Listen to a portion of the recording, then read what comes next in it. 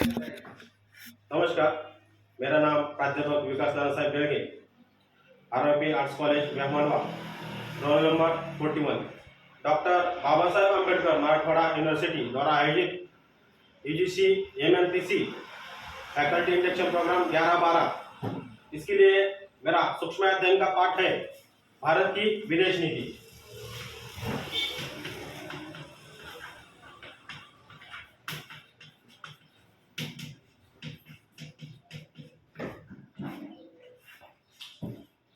हर एक देश की अपने पड़ोसी देश और दूर के देशों से संबंध रखने की एक नीति होती है जिसे विदेश नीति कहा जाता है।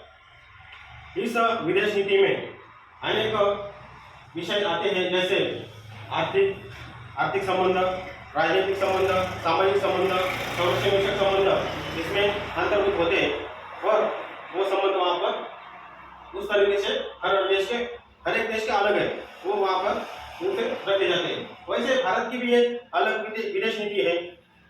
वो भारत जब स्वतंत्र हुआ तब उस विदेश नीति ने आकार लिया और भारत जब स्वतंत्र हुआ था तब विश्व दो धर्म में बांटा हुआ था। एक तरफ था अमेरिका का गुट और दूसरी तरफ था सोवियत रशिया का गुट। उस गुट जो दोनों देश थे उनको इच्छा थी कि भारत जैसा विशाल देश हमारे गुट में आए तो हमारे गुट की ताकत बढ़ जाएगी, वो दोनों की भी इच्छा थी। लेकिन यहाँ पर भारत ने अपना अलग ही रुख अपनाया और गुट निरपेक्षता मूवमेंट यहाँ पर उन्होंने चलाई।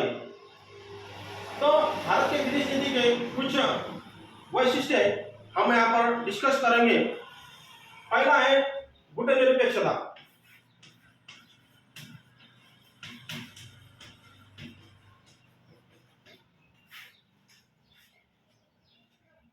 भारत जब स्वतंत्र हुआ तो वो कौन से भी गुट में गए नहीं, दोनों गुट में, और उसमें भारत ने हमेशा ही अपना अलग एक उद्देश्य रखा और उन्होंने एक नई गुट निरपेक्षता की अपनी नींव रखी और सब देशों को उन्होंने एकत्रित किया इसमें और एक तीसरा गुट निर्माण किया। नॉन अलाइनमेंट जो मूवमेंट है वो इसमें चलाई गई। इसमें अनेक देश आए जो गरीब थे, शोषित थे, वंचित थे, वो सब देश इसमें आए। लेकिन आगे चलकर एक गुट निरपेक्षता देश जो थे वो इतने प्रभावशाली हुए नहीं। इस गुट निरपेक्षता की वजह से भारत के कुछ फायदे और नुकसान भी हुए, जिसमें फायदा यह हुआ कि भारत के दोनों भी गुटों के साथ अच्छे संबंध रहे, दोनों के गुटों के साथ सामरिक संबंध बने रहे और उनका आर्थिक, राजकीय, राजनीतिक तौर पर और संरक्षण तौर पर संबंध बने रहे। भारत को दोनों से भी कुछ फायदे मिले, लेकिन इसके कुछ नुकसान भी भारत को झेलने पड़े। जैसे जब भारत को समस्या आई तो कौन सा भी एक गुट का देश भारत के पक्ष में खुलकर आया नहीं। कौन सा भी एक देश भारत का प्रिय मित्र यहाँ पर बना नहीं जब तक कि रशिया से हमारा करार हुआ नहीं। तब तक कौन सा भी देश भारत के हित में खुलकर यहाँ पर सामने आया नहीं। ऐसा गुट निरपेक्षता का यह प्रभाव भारत के विदेश नीति पर हमेशा रहा। दूसरा यहाँ पर मुद्दा है संप्रभुता।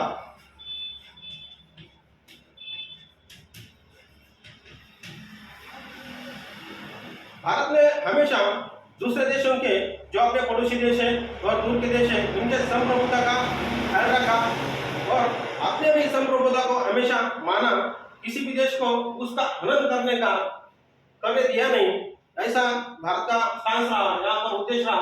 भारत ने हमेशा दूसरे देशों के संप्रभुता का यहाँ पर ख्याल रखा।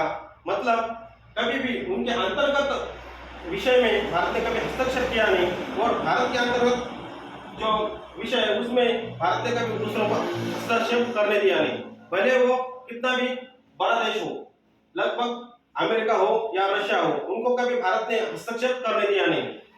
तीसरा मुद्दा यहाँ पर है वसाहतवाद का विरोध।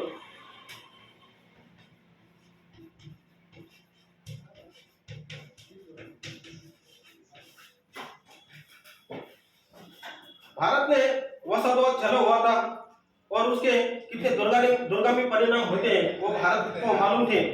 तो भारत ने इस वसाहतवाद को विरोध करके ही तो स्वातंत्र्य प्राप्त किया था और आगे चलकर भारत ने जो दूसरे देश थे उनको भी स्वातंत्र्य दिलाने में सहायता की, उनकी मदद की और इसका हमेशा विरोध किया।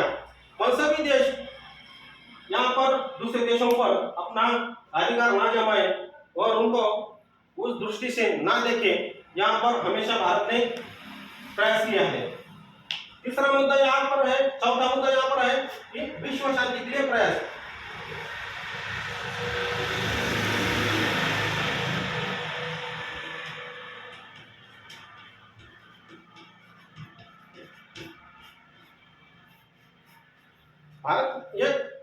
भारत एक शांति प्रिय देश है जिसको बुद्ध की भूमि कहा जाता है।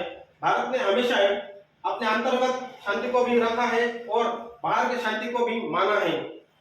जो भारत ने जाना है उसके लिए भारत ने हमेशा प्रयास किया। भारत ने बहुत ही अतिरेकी कार्रवाई को झेला है। वहां पर भारत ने उसके लिए आतंकवाद को जो देश प्रेरित करते हैं, पाठिंबा देते हैं, उसको उन्होंने विरोध किया। और आज हम देखते हैं कि भारत जो इन्हों की विश्व शांति सेना है उसमें भी सहभागी है। वहां पर भारत ने अपने कुछ सैनिक भेजे हैं जो यूरो में विश्व शांति के लिए प्रयासरत है, जो पूरे जग में विश्व में जाकर विश्व शांति के लिए कार्यरत है। इसमें कुछ हमारे सैनिकों ने अपनी जान भी गंवाई है। ऐसा भारत का एक विदेश नीति का एक स्ट्रक्चर है, ऐसी भारत की विदेश नीति है जो हमने यहाँ पर मुद्दे देखे। इतना ही कहकर मैं यहाँ पर मेरा पाठ का ये समारोह करता हूँ। धन्यवाद।